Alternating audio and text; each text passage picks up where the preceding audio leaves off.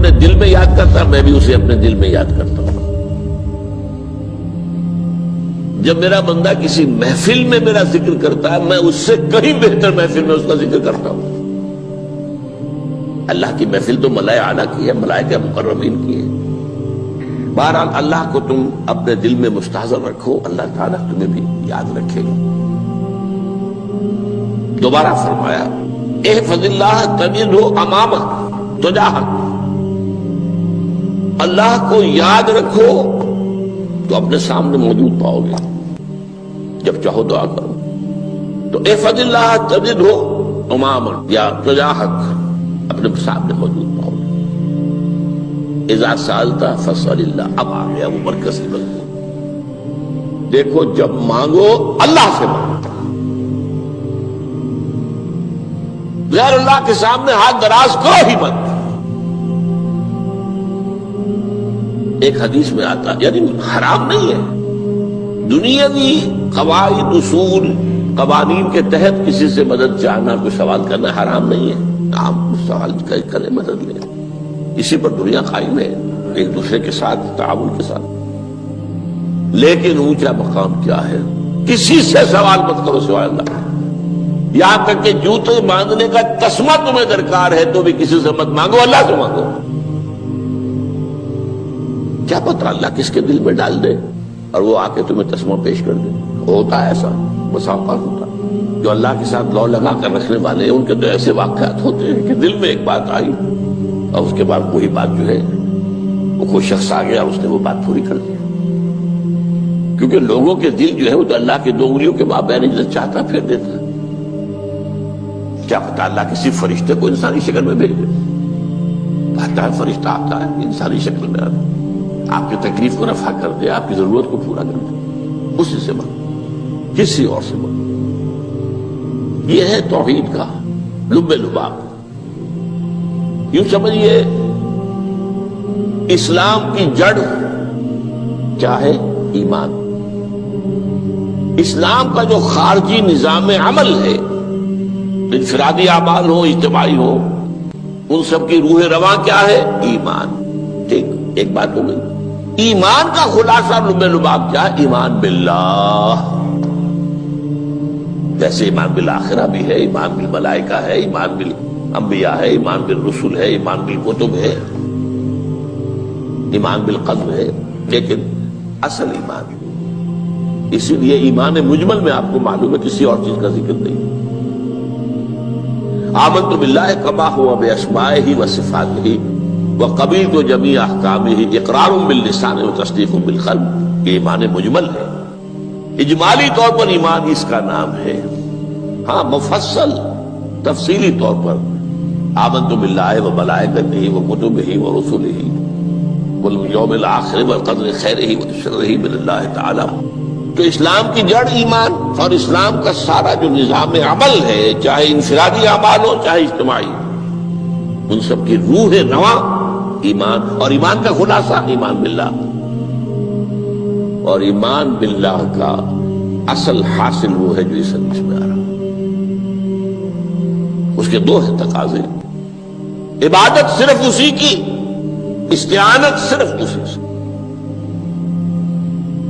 اس لیے میں نے سورہ فاتحہ کا تذکرہ شروع میں کیا.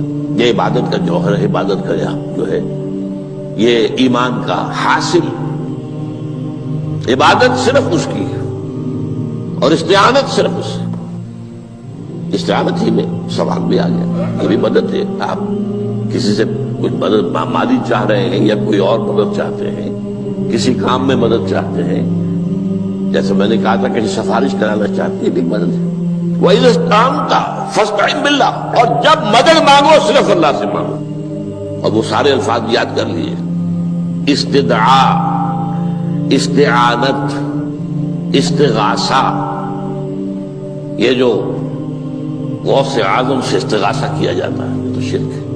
استغاثہ اللہ سے، دعائی اللہ کی. اس اعتبار سے استمداد، استعانت، استدعاء، استغاثہ یہ سب اللہ سے، صرف اللہ سے. عبادت صرف اللہ، ایاک نعبد، اور استعانت صرف اللہ سے. مانگو صرف اللہ سے، جب مدد طلب کرو صرف اللہ سے، اور جان لو اگر تمام لوگ جمع ہو کر تمہیں کوئی فائدہ پہنچانا چاہے نہیں پہنچا سکتے، الا بشیء قد کتب اللہ لک وان اجتمعوا علی ان یضروک بشیء لم یضروک الا بشیء قد کتب اللہ علیک، اگر سب مل کر چاہیں تمہیں کوئی نقصان پہنچا دے نہیں پہنچا سکتے مگر وہی کچھ جو اللہ نے تمہارے لیے لکھ دیا۔ اب بتائیے خوف کی جڑ کٹ جائے گی کہ نہیں؟ یہ جو ایمان جو ہے یہ خوف اور حزن دونوں سے نجات دلانے والی بات ہے۔ جو حقیقی مومن ہے وہ اللہ کا ولی ہے، حقیقی مومن وہ اللہ کا ولی ہے، اور الا ان اولیاء اللہ لا خوف علیہم ولا هم يحزنون۔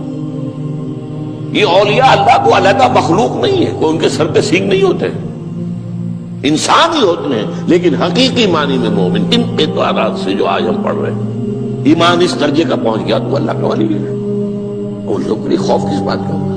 کس سے خوف کروں؟ اس کے ہاتھ میں کچھ ہے ہی نہیں، اور اگر کچھ اللہ نے میرے لیے لکھ دیا وہ آ کر رہے گا، چاہے میں لاکھ گڑ گڑاؤں تو اس کے سامنے کہ مجھے چھوڑ دے، اگر اللہ نے لکھا وہ آیا وہ تو آئے گا، تو کاہے کو اس کے سامنے گڑ گڑانا، کاہے کو جمبسائی کرنا اس کے سامنے، اور کسی کے ہاتھ میں کچھ ہے ہی نہیں، میرا خیر ہے ہی نہیں، کاہے کو خوشامد کرو اس کی۔ اور سنیے، There's no second chance in horse racing. It all comes down to those 2 minutes. رفعت الاقلام، دیکھو نوجوان، قلمیں اٹھا لی گئی ہیں، وجفت الصحف، اور جو رجسٹر ہیں صحیفے ان کی سیاہی خشک ہو چکی ہے۔ یہ ہے وہ اللہ کا علم، اس میں ہر شے لکھ دی گئی ہے، اس کی قلم اٹھا لیے گئے۔ جیسے آپ کو معلوم ہے امتحان ہوتا تھا، 3 گھنٹے ختم ہو گئے، اسٹاپ رائٹنگ، بس اب قلم رک جانا چاہیے۔ وہ قلم تو تقدیر کا کاتب جو ہے وہ قلم اس کا اب اٹھا لیا گیا، اور جو صحیفے جن پر یہ لکھا گیا وہ خشک ہو گئے۔ یہ تو روایت ہے جو امام ترمذی نے جس کو روایت کیا، یہ متن ان کا ہے جو ہم نے پڑھا ابھی، اور ان کا قول یہ ہے کہ یہ حدیث حسن صحیح ہے، لیکن یہی روایت اور انہی راوی سے عبداللہ ابن عباس سے رضی اللہ تعالیٰ عنہما اور بھی محدثین نے کی ہے، تو اس میں سے ایک اور متن جو ہے وہ یہاں پر امام نووی نے دے دیا ہے۔ احفظ اللہ تجدہ امامک، یہ تو پہلا وہ ٹکڑا تھا، وقت تو جاہک تھا، یہاں امامک ہے، امام مطلب ایک ہی ہے، اپنے سامنے پاؤ گے۔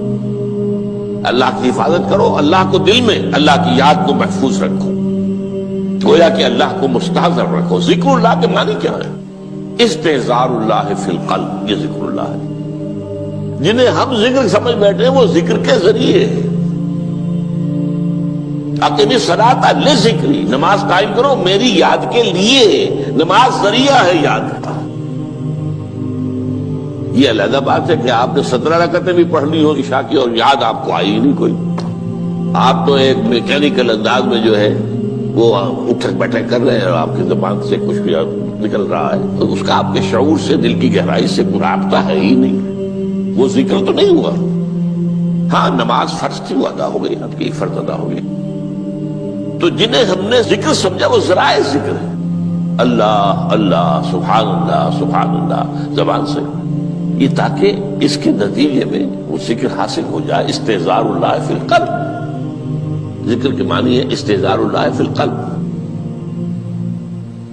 تعرف الی اللہ فی الرخاء، اور دیکھو کشادگی کے وقت میں تم اللہ کو یاد رکھو، اللہ کی طرف رجوع کیے رہو، بھول نہ جاؤ۔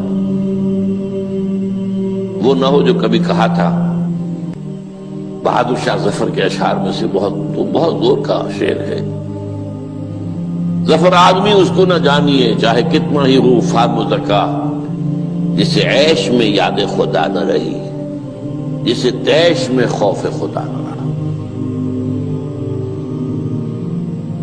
وہ ہے کشادگی کی حالت میں، جبکہ تمہارے لیے کشادگی ہے، اللہ کی طرف رجوع کیے رکھو۔ یعرف کا فی الشدہ، تو اللہ اپنی توجہ تم پر رکھے گا شدت کے وقت میں، جب تمہیں کوئی تکلیف ہے اس تکلیف کو تم پر آسان کر دے گا۔ تکلیف تو آنی ہے، جو لکھی ہوئی ہے وہ تو آئے گی، لیکن یہ کہ اللہ تعالیٰ اس کی شدت کو، ایک ہی چیز ہے جس کو ایک انسان بہت شدت کے ساتھ محسوس کر رہا ہے، دوسرا آدمی اتنا نہیں محسوس کر رہا ہے، احساس کا معاملہ ہوگا نا۔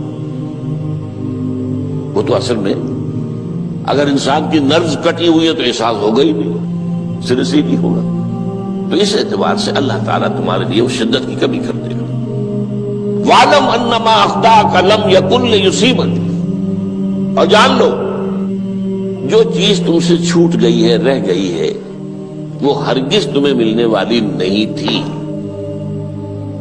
اب آپ نے کسی ملازمت کے لیے درخواست دی ہے، درخواستیں مانگی گئی ہیں، اپنی سی محنت کر لی، نہیں ملی ملازمت، اب آپ بیٹھے ہوئے افسوس میں، رنج میں، غم میں، فلاں نے یہ کر دیا، فلاں نے یہ کر دیا، وہ فلاں جو ہے بڑی تکڑی سفارش لے آیا تھا، فلاں نے رشوت دے دی۔ چھوڑو میاں اس کو، وہ تمہارے لیے نہیں تھی۔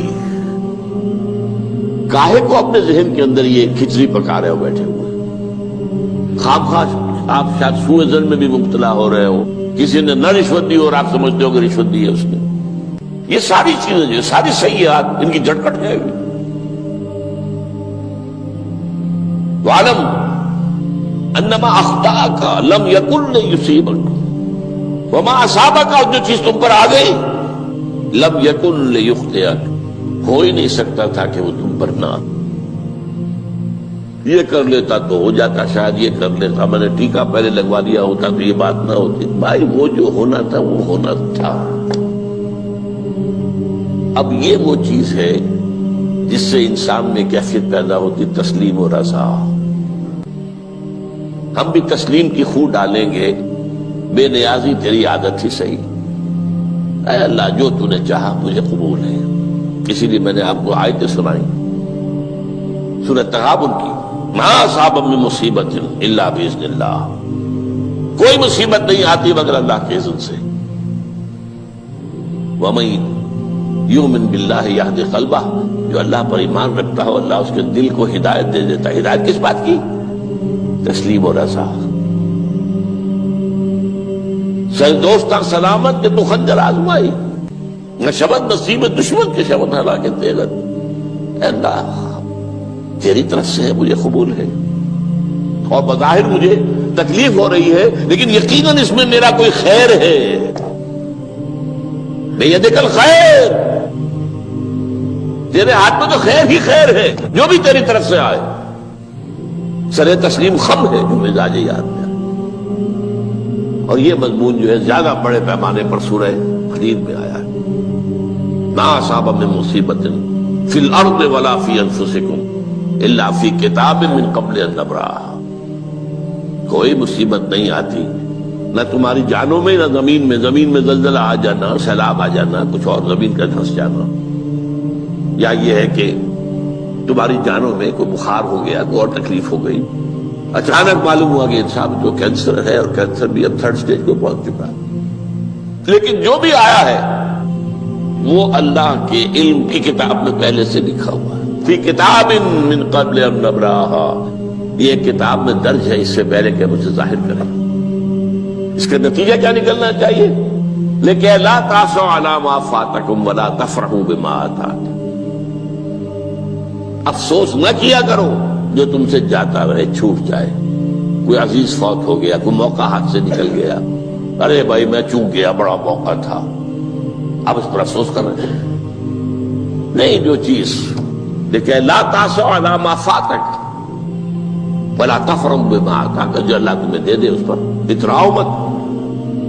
وما اصابک لم یکن لیخطئک واعلم ان النصر مع الصبر، اور جان لو اللہ کی مدد صبر کے ساتھ آتی ہے، جو آئے اس کی طرف سے جھیلو، زبان پر کلمہ شکوہ اور شکایت نہ آئے۔ Are you living in Canada and struggling to repay your loans, credit cards, CRA debt? اللہ سے شکایت نہ آئے، تسلیم و رضا، جو تیری رضا ہے۔